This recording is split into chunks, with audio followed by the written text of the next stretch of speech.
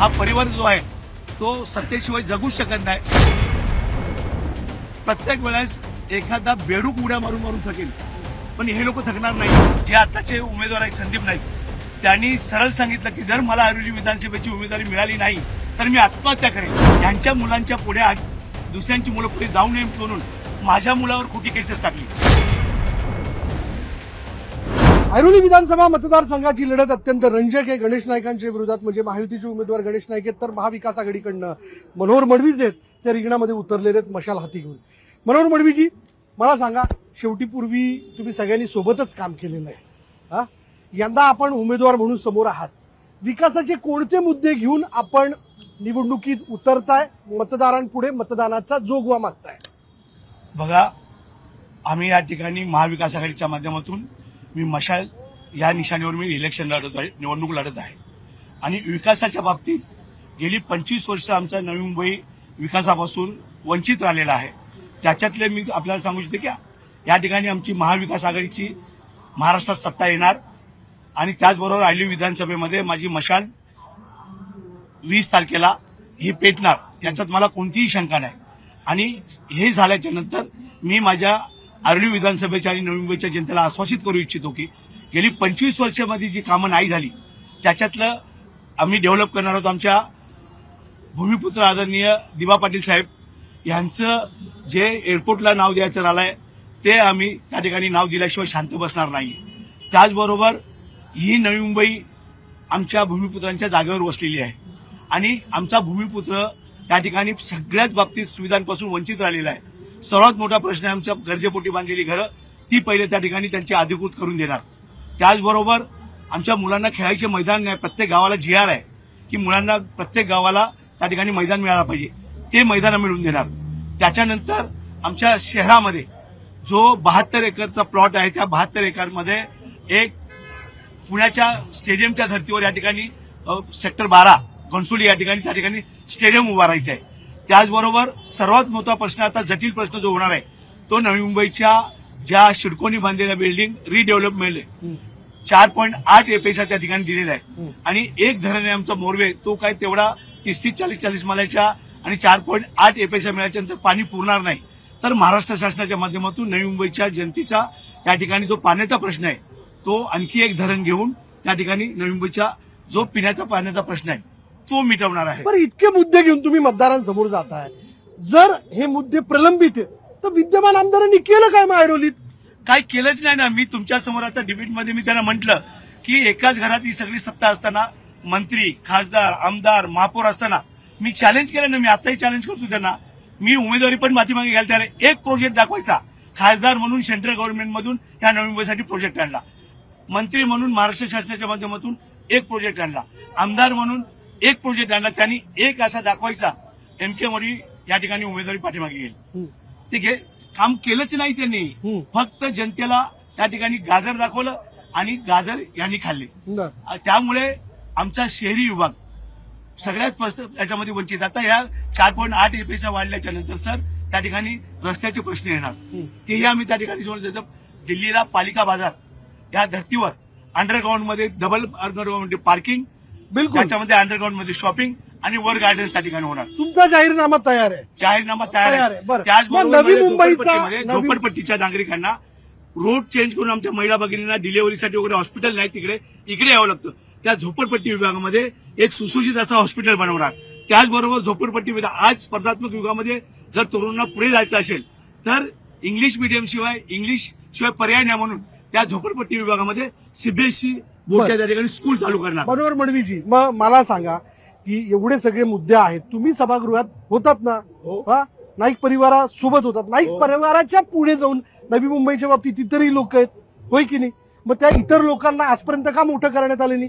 तुमची सारखी लोक जी ती आता एवढी उशिरा का उमेदवारी घेऊन पुढे येत आहेत? तुम्हाला पहिले तशी संधी मिळाली नाही का? मला त्या ठिकाणी 2009ला संधी आली होती। त्यावेळी 2009ला या ठिकाणी पहिल्यांदा नवी मुंबईला 2 आमदारकी झाल्या, ऐरोली विधानसभा आणि बेलापूर विधानसभा। आणि ज्यावेळेस माझ्या परिवाराने सकाळी 5-5 वाजेपर्यंत आम्ही काम केल्याच्या नंतर त्या तत्कालीन खासदार संजीव नाईक निवडून आल्याच्या नंतर पुण्याला त्या ठिकाणी एक मीटिंग झाली। त्या मीटिंगमध्ये शरद पवार साहेब, अजितदादा पवार, वसंत डावकरे साहेब, RR पाटील साहेब हे सगळे उपस्थित असताना त्या ठिकाणी चर्चा झाली की बेलापूर ऐरोलीमध्ये विजय चौगुलेंच्या अगेन्स्ट गणेश नाईक इलेक्शन लढणार नाही, मग त्यांना बेलापूरची देऊया आणि मग ऐरोलीची कोण तर MK मडवी. आणि असं ज्यावेळी या परिवाराला कळलं त्यावेळेस जे आताचे उमेदवार आहेत संदीप नाईक त्यांनी सरळ सांगितलं की जर मला ऐरोली विधानसभेची उमेदवारी मिळाली नाही तर मी आत्महत्या करेल.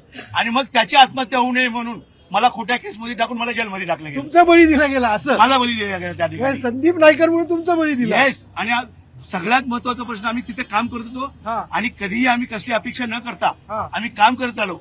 पण यांची सवय आहे, यांच्या मुलांच्या पुढे दुसऱ्यांची मुलं पुढे जाऊ नये म्हणून माझ्या मुलावर खोटी केसेस टाकली, सुरेश कुलकर्णीच्या मुलावर खोटी केसेस टाकली, शिवराम पाटलाच्या मुलावर खोटी केस टाकून त्याला 3 महिने वॉन्टेड ठेवलं गेलं. आणि आता 6 महिन्यापूर्वी ममई चौगुलेवर या ठिकाणी केस केली. म्हणजे हे लोक काय करतात, यांच्या स्वतःच्या स्वार्थासाठी, यांच्या परिवारासाठी फक्त आणि फक्त लोकांना वेठीस धरायचं अशा पद्धतीने काम करतायत. आता लोकांना कळलेलं आहे, जर या लोकांनी 25 वर्षात एवढी मोठे जर डेव्हलपमेंट केलं होतं, विकास केलं होतं, तर दरवर्षाने यांना 5-5 वर्षात पक्ष चेंज करायची वेळ काय येते? मडवी साहेब मला एक सांगा, चला जाऊ दे आता, महाविकास आघाडीचा धर्म आहे हो. तुम्ही ऐरोलीत उभे आहात, बेलापूरमध्ये संदीप नाईक उभे आहेत, तुम्ही शुभेच्छुक असलं पाहिजे त्यांच्याकरता. शुभेच्छुक देताना एका बाजूने एका हाताने ताली वाजत नाही.